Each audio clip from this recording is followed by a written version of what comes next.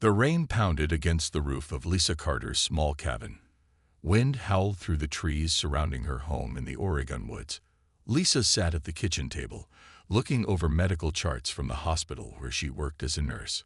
Her 5-year-old daughter Zoe was asleep upstairs, clutching her favorite teddy bear named Snugglebug. Lisa rubbed her tired eyes. Since her husband died in military service 3 years ago, nights like these were the hardest. The cabin felt too big, too empty with just the two of them. A flash of lightning lit up the room, followed by a boom of thunder that shook the windows. Lisa jumped slightly, then laughed at herself. Another crash followed immediately, but this one was different. It wasn't thunder. It sounded like something massive had hit the ground in the forest behind their home. Lisa moved to the window and peered out into the darkness. A faint glow came from deep in the woods. Worry creased her forehead. Had a plane crashed? Was someone hurt? She grabbed her rain jacket, medical bag, and flashlight. After checking that Zoe was still sound asleep, Lisa stepped out into the storm. The rain soaked through her clothes within seconds as she made her way toward the strange light. The mud sucked at her boots as she pushed through the underbrush. The light grew brighter, and Lisa could see smoke rising despite the rain. She expected to find wreckage of a small airplane. What she found instead made her drop her flashlight. A metal object about the size of a school bus was half buried in the earth. It clearly wasn't a plane. The shape was all wrong, sleek and oval with no wings. Steam rose from the wet metal as rain hit its hot surface. "Hello," Lisa called, her voice nearly lost in the storm. "Is anyone hurt?" A section of the object slid open. Lisa stepped back, her heart pounding in her chest. A large figure stumbled out and collapsed onto the ground. Lisa raised her flashlight with shaking hands. The beam revealed something impossible. The figure was at least 8 feet tall with scaly, reddish skin. Its face had reptilian features with 4 eyes and a jaw full of sharp teeth. The creature wore what looked like armor made of some black material Lisa couldn't identify. Lisa's first instinct was to run. This wasn't human. This was something from another world. But then her medical training took over as she noticed the dark liquid pooling beneath the creature. It was injured and bleeding. "I must be crazy," Lisa muttered to herself as she cautiously approached. The creature's 4 eyes were closed. It was unconscious and breathing in ragged gasps. Lisa knelt beside it, opening her medical bag. The blood was a strange purple color, but a wound was a wound. She applied pressure bandages to stop the bleeding from several deep gashes across its chest and abdomen. She couldn't leave it here in the rain. The creature would die from blood loss or exposure. With tremendous effort, Lisa managed to tie a rope around the alien's upper body. She dragged it inch by inch toward her barn, her muscles screaming in protest. It took nearly an hour to get the creature into the barn. Lisa collapsed on a hay bale, soaking wet and exhausted. The alien lay on the barn floor, still unconscious. In the better light, Lisa could see its face clearly. Despite the frightening appearance, there was something almost noble about its features. "Mom, what's that?" Lisa spun around to see Zoe standing in the barn doorway, her eyes wide with wonder rather than fear. "Zoe, you should be in bed," Lisa said, quickly moving to block her daughter's view. But Zoe had already ducked past her mother. She stood just feet away from the alien, staring with open curiosity. "Is it a dinosaur? Or a dragon?" Zoe asked, excitement filling her voice. "No, honey. I don't know what it is," Lisa admitted. Zoe's face lit up with a smile. "Can we keep it? It's the coolest pet ever." Lisa looked from her daughter to the giant alien bleeding on their barn floor and realized her life had just become much more complicated. The alien's 4 eyes snapped open. For a moment, he lay still, trying to understand where he was. The last thing Commander Vrackthar remembered was his ship spinning out of control after Lieutenant Kraz had shot him and damaged the controls. Now he found himself in a primitive wooden structure, his wounds bandaged with strange white material. "Look, Mom, it's awake." Vrackthar turned his head toward the high-pitched voice. A tiny human stood there, holding a bowl of some steaming liquid. Behind her was a taller human, clearly the mother, looking nervous but determined. In 12 star systems, the name Vrakthar was whispered with fear. His Dreskan battle fleet had conquered worlds far more advanced than this backward planet. He should take these humans hostage immediately. Yet when he tried to sit up, pain shot through his body. He was too weak to move. The betrayal by Kraz had left him near death. The small human came closer, seemingly unafraid. "I brought you soup," she said, holding out the bowl. "I'm Zo. What's your name?" Vrakthar growled in his native language, a series of clicks and rumbles that made the mother step forward protectively. But the child only giggled. "You talk funny," Zo said. She set the bowl down within his reach. "Can you eat soup? Mom says soup helps when you're sick." The mother approached cautiously. "I'm Lisa," she said slowly, pointing to herself. Then she pointed to her daughter. "Zo." Finally, she pointed at Vrakthar with a questioning look. Vrakthar understood. Names, introductions, basic communication. He considered his options. These humans had helped him rather than calling their authorities. Perhaps he could use them until he regained his strength. Vrakthar, he managed to say in their language, the words feeling strange in his mouth. He had studied Earth languages during mission preparation. "Commander Vrakthar." Lisa's eyes widened. "You can speak English." "Some," Vrakthar replied. "Learning." Zo clapped her hands. "That's so cool. Are you from space? Do you have a spaceship?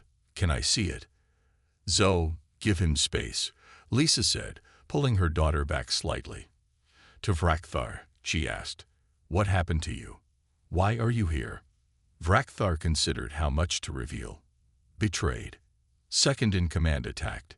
Ship crashed. No need to mention he had been on a mission to scout Earth for conquest. "Wait here," Zo said, as if the injured alien had a choice. She ran out and quickly returned with an armful of stuffed animals. "These are my friends. This is Bear, this is Flopsy, this is Captain Whiskers, and this," she held up a worn teddy bear missing one eye, "is Snugglebug. He's my favorite." Vrakthar stared at the child in confusion. On his world, younglings were trained as warriors from birth. They played with weapons, not soft toys with names. This small human should be terrified of him, not sharing her possessions. Lisa brought a notepad and began drawing simple pictures. She drew the barn, then their house nearby, then a crude map of the surrounding area. She was trying to establish where they were. Vrakthar growled again in his native tongue, a sound of frustration at his weakness. To his surprise, Zo laughed again. "You sound just like Snugglebug when he's hungry," she said, making the teddy bear's arms move. "Snugglebug goes grrr when he wants cookies." For the first time in his long life as a conqueror, Vrakthar felt completely out of his depth. He had commanded fleets, destroyed resistance, and ruled systems with an iron grip. Now a tiny human was comparing him to a stuffed toy called Snugglebug. The child held the soup spoon toward him.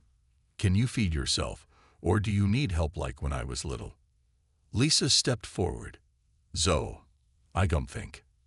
But to both their surprise, Vrakthar slowly reached for the spoon. Something about this strange situation made him curious. These humans were not acting as expected. They showed no proper fear, only concern. As he sipped the warm liquid, Vrakthar decided these humans might be more interesting than he first thought. He would study them while he recovered. Then he would decide their fate. A week passed since Vrakthar crashed on Earth. His wounds were healing faster than Lisa expected. She had moved him from the barn into their spare room when the rain got worse. Now she stood in the doorway, watching as the alien warlord examined a small device he had taken from his armor. "What is that?" Lisa asked. "Emergency beacon," Vrakthar replied. His English improved daily. "Need to repair. Call friendly ship." Lisa bit her lip. "If I help you contact your people, will you keep our secret? The government would take you away if they knew you were here. They might even hurt you to study you." Vrakthar looked up, his 4 eyes blinking in sequence. Why care what happens to me? Lisa shrugged. It's what people do. We help each other. This confused Vrakthar. On his world, showing mercy was weakness. Yet this human had saved his life and was still helping him.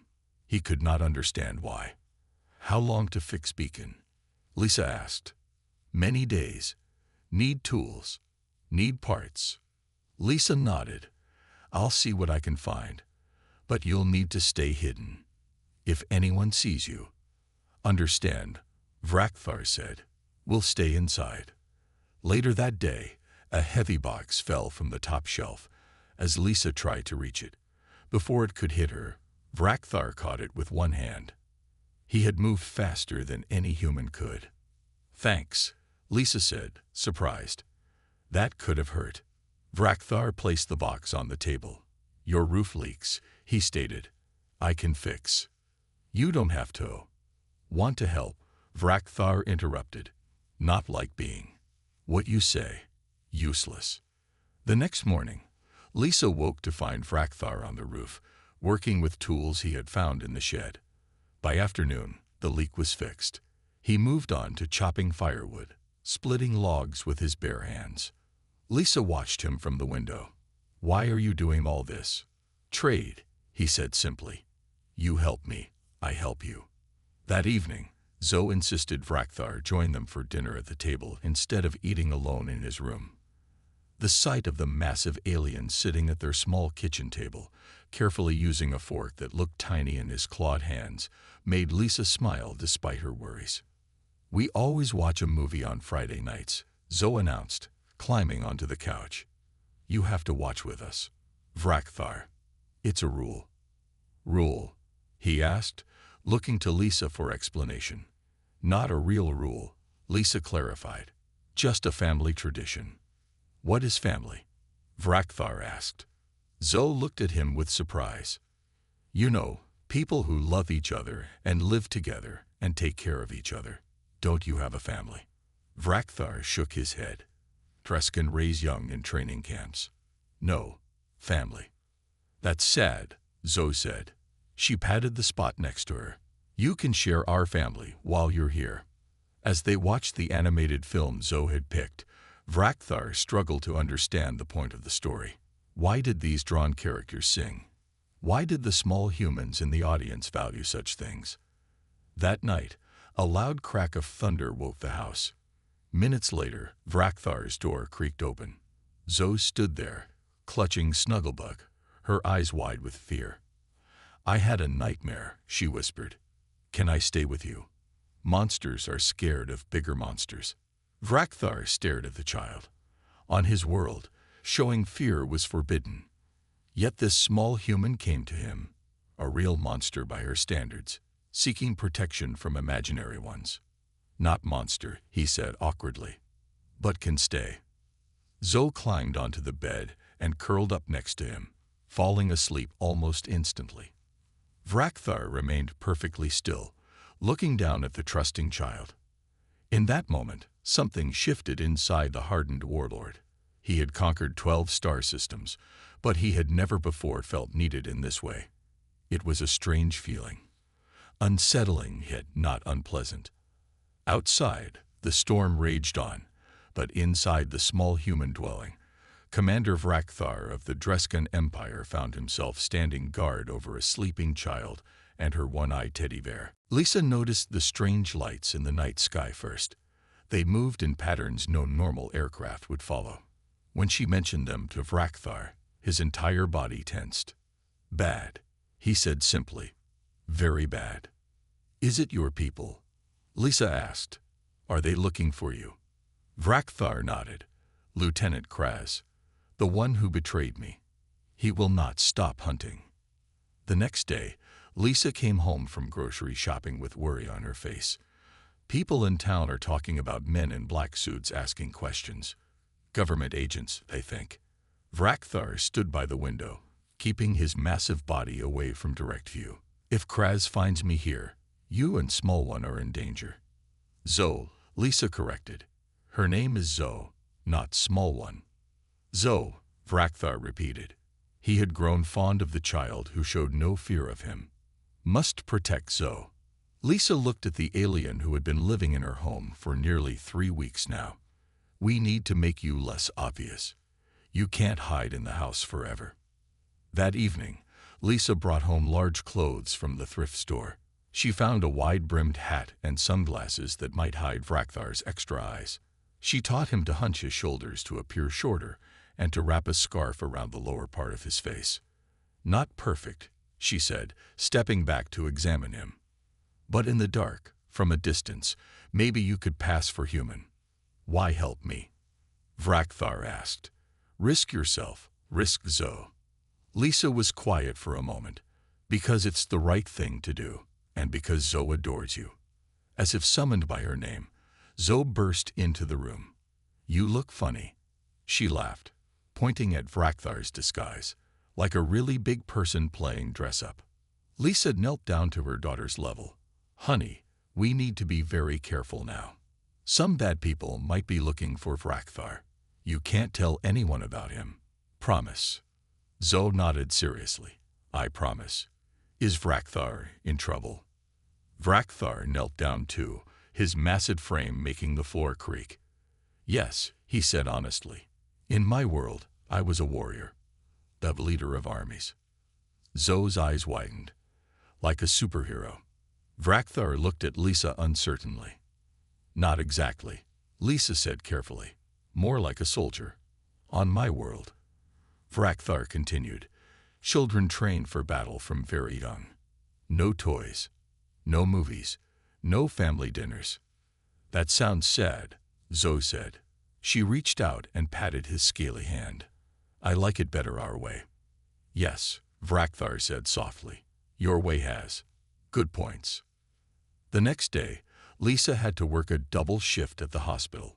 She left Vrakthar in charge, with strict instructions to stay inside and keep the curtains closed. But when a group of deer wandered into the yard, Zoe wanted to show Vrakthar up close.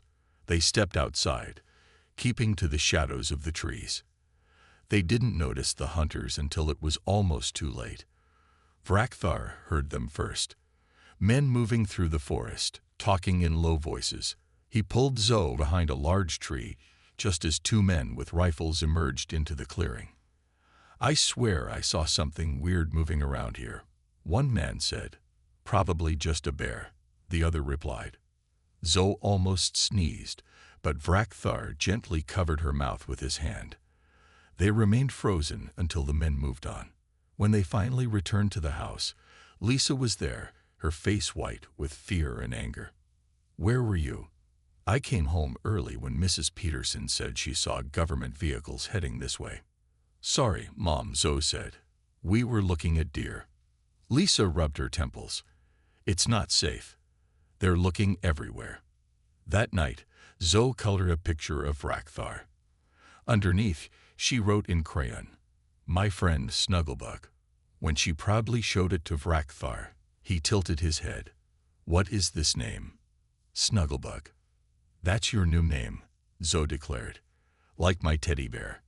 Because you're big and scary on the outside, but nice on the inside. Vrakthar, feared conqueror of 12 star systems, looked at Lisa helplessly. Lisa couldn't help but laugh. I think it suits you, she said. And so, despite his protests, the name stuck. Late at night, Vrakthar worked on his emergency beacon in the basement.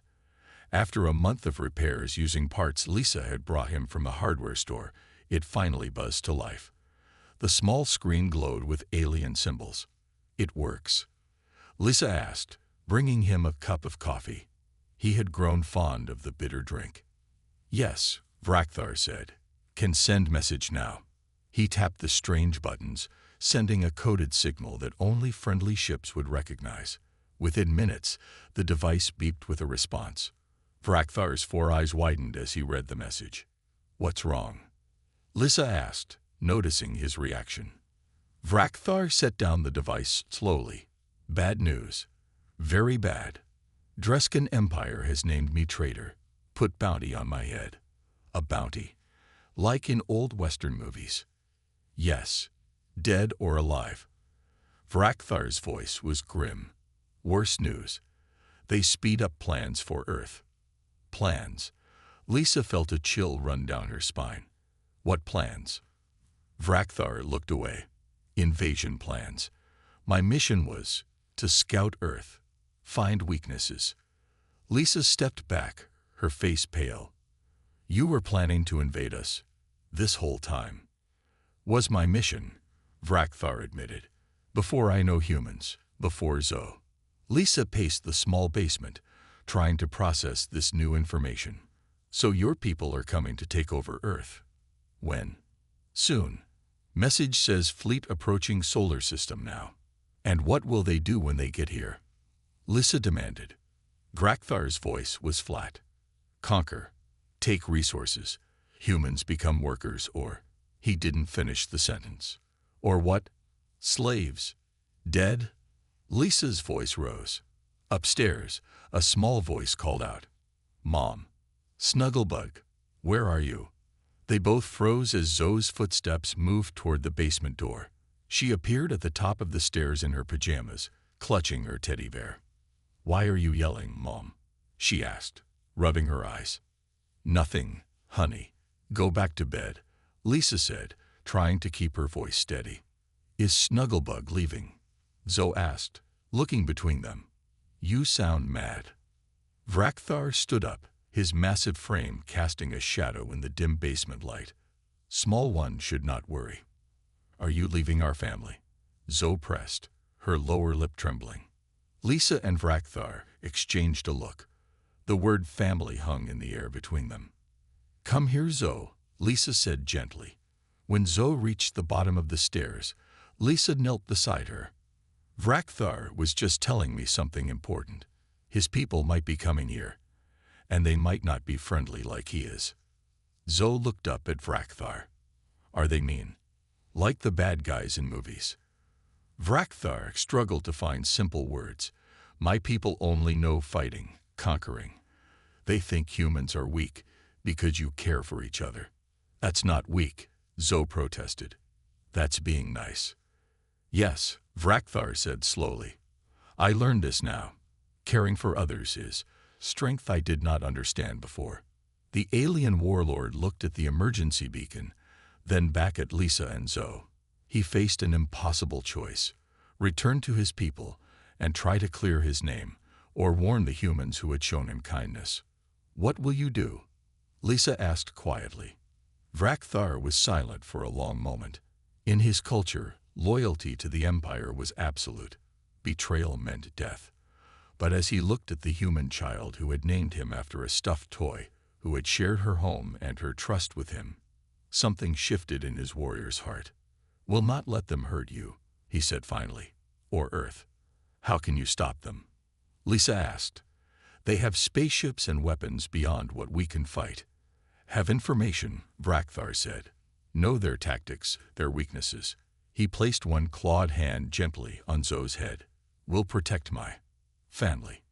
Zoe beamed up at him and took his massive hand in her tiny one. See, Mom. Snugglebug's not leaving us. He's staying to fight the bad guys. Lisa looked at the unlikely pair, her small daughter and the alien warlord she had somehow tamed, and realized their lives had changed forever. The sky turned an unnatural purple color as three dark shapes appeared above the forest.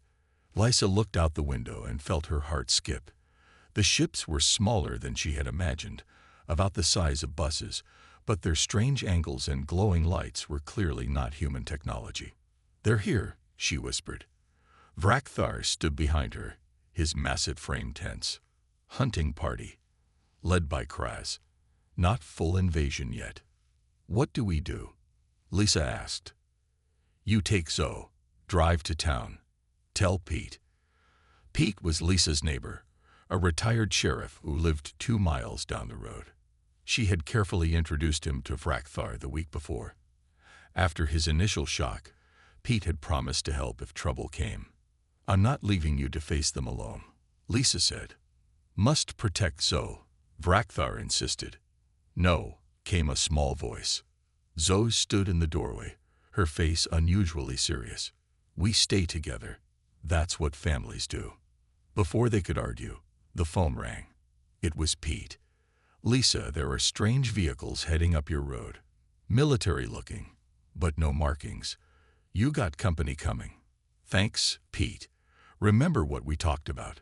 Lisa's voice was steady despite her fear. "Already on it. My buddies and I will be there in 10 minutes. Just hold tight." Lisa hung up and turned to Vrakthar. "Pete's bringing help, but those ships will be here before them." Vrakthar moved to the window again. His eyes narrowed as he spotted movement at the edge of the trees. Druskan soldiers, 5 of them. He pointed to a taller figure. "That one is Kraz." Lisa grabbed her shotgun from the cabinet. "I'll hold them off as long as I can." "No," Vrakthar said firmly. "Will surrender myself. Keep you safe." "They'll kill you," Lisa said. "Better than them hurting you or Zoe." The alien warlord walked to the front door, his decision made. But when he opened it, Lisa pushed past him, her shotgun raised. "This is private property," she shouted at the approaching aliens. "You're trespassing." The Druskan soldiers paused, surprised by the small human female standing protectively in front of their target. Kraz stepped forward. Unlike Vrakthar, he wore full armor, and his voice translator made his words sound metallic. "Stand aside, human. We only want the traitor." "He's not a traitor," Lisa called back. "He's family." The alien soldiers looked at each other in confusion. Kraz laughed, a harsh sound through his translator. "Commander Vrakthar has brainwashed you. He is a warlord who has conquered dozens of worlds. He kills without mercy." "Not anymore," Lisa said. "People can change." Vrakthar moved beside her. "Kraz," he growled. "This ends between us. Leave humans out of it." "Too late for that," Kraz replied. He raised his weapon. "The invasion begins with this territory." Suddenly, the sound of engines filled the air. 3 pickup trucks roared up the driveway, skidding to a stop. Pete jumped out of the first one, rifle in hand. With him were 7 men and women, a mix of veterans, hunters, and local police officers. "What in tarnation are those things?" Pete shouted, seeing the aliens clearly for the first time in daylight. "The unfriendly kind," Lisa called back. "They want to take over Earth, starting with our town." Pete spat on the ground. "Well, they picked the wrong town." The Druskan soldiers charged forward. Kraz fired his energy weapon, hitting one of the trucks. The humans scattered, taking cover and returning fire with their own weapons. Vrakthar pushed Lisa back toward the house. "Get Zoe. Hide in basement. But you." "We'll fight with humans," Vrakthar said. He picked up a heavy log from the woodpile, wielding it like a club. "Know their tactics. Know their weaknesses." As Lisa ran inside, Vrakthar charged toward Kraz, roaring in his native language. The sound echoed through the forest, primal and fierce. This was not the roar of a warlord, but of a protector defending his home. The battle for Earth had begun in Lisa Carter's front yard, with an unlikely alliance between rural Americans and the alien they knew only as Snugglebug. 3 months after the battle at Lisa's home, Vrakthar sat at a computer in a special room built onto the back of the Carter house. The room had extra high ceilings and furniture scaled to his size. On the wall hung a child's drawing of him with Snugglebug written in crayon. The battle had ended with victory for the unlikely defenders. Vrakthar had defeated Kraz in hand-to-hand combat, while Pete and his friends had managed to capture 2 Druskan soldiers. The 3rd ship escaped, but not before Vrakthar damaged its communication system. Now he worked at the computer connected to the captured Druskan ship. His clawed fingers moved quickly over the modified keyboard as he sent another false report to the Empire. "Earth protected by advanced defense systems," he typed in his native language. "Planet has hidden technology. Conquest would require entire fleet. Not worth resources." Lisa entered with a cup of coffee, setting it beside him. "Will they believe it?" "Yes," Vrakthar said. "Have sent many reports, each with small true details surrounded by big lies. Makes seem real." Lisa sat in the chair beside him, which looked tiny compared to his massive seat. The government people are coming again today. After the battle, keeping things secret became impossible. The local sheriff had called state authorities, who called federal agents. But instead of taking Vrakthar away for study, something unexpected happened.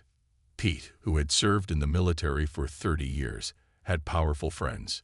He convinced them that Vrakthar was more valuable as an ally than a research subject. A knock at the door interrupted their conversation. Lisa opened it to find Agent Kelly and her team. They had been working with Vrakthar to prepare Earth for possible future contact with alien species. "Commander," Agent Kelly greeted Vrakthar with respect. "How are the defensive strategies coming along?" "Good," Vrakthar replied. "Teaching your soldiers Dreskan tactics. They learn quick." The front door burst open, and Zoe ran in, just home from school. "Snugglebug, look what I made." She held up a paper with a gold star on it. "I got an A on my family project." The agent smiled as the feared alien warlord carefully took the small paper, examining it with his 4 eyes. The project showed drawings of Lisa, Zoe, and a large purple figure labeled "My Alien Dad Snugglebug." "Very good, small one," Vrakthar said proudly. "Put on wall with others." Zoe nodded and ran to pin it on the corkboard that was already covered with her artwork. Agent Kelly waited until she left the room before speaking again. "We've detected another ship entering the solar system," she said quietly, "but this one's different from the others." Vrakthar checked his computer. "Is Dreskan, but old model. Scout ship." He studied the signal pattern. "Is Vorkel's ship." "Who is Vorkel?" Lisa asked. "Old friend, teacher from youth." He questioned Empire ways. Vrakthar's face showed something like hope. "He comes alone, not threat." Over the next year, more ships arrived, not invaders, but refugees. Dreskan, who had heard rumors of a commander who had found a different way of life. Vrakthar greeted each one, offering them the same chance he had been given. A small community formed in the mountains, well away from major cities. Humans and Dreskan working together, learning from each other. The government built a special school where Zoe and other human children played alongside the first Dreskan younglings to know peace. On career day at Zoe's school, Vrakthar wore his best attempt at human clothing and a baseball cap to shade his eyes. His name tag read Mr. Snugglebug, at Zoe's insistence. As he ducked through the classroom door, the children greeted him with excitement rather than fear. "This is my dad," Zoe announced proudly to her class. "He's from space, and he used to be a warlord. But now he protects Earth and makes the best pancakes." Vrakthar, once feared across 12 star systems, now stood awkwardly before 20 small humans, ready to explain his job as Earth's first alien defense consultant. In his long life of conquest, he had never faced a challenge quite like this. But as Zoe beamed up at him, he knew he had found something worth protecting in the most unlikely place. A human family that had taken in a monster and called him Snugglebug.